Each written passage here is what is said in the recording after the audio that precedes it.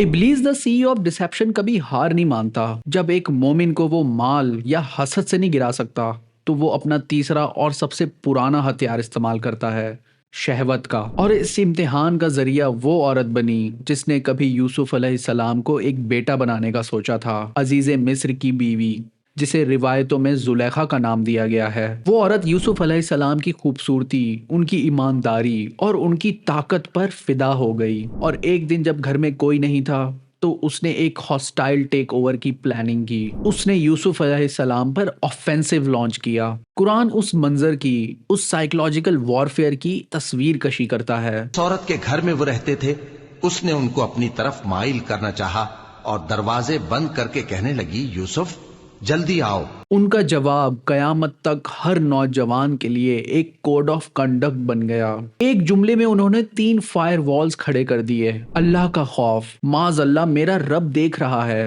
Employer کی loyalty, وہ میرا باس ہے، میں کبھی بھی اس کی پیٹھ پہ چھرا نہیں گھونپ سکتا، اور آخرت پر یقین، ظالم کبھی کامیاب نہیں ہوتے، اس گناہ کا انجام صرف تباہی ہے۔ یہ کہہ کر وہ دروازے کی طرف بھاگے، اور تب زلیخا نے انہیں روکنے کی کوشش کی۔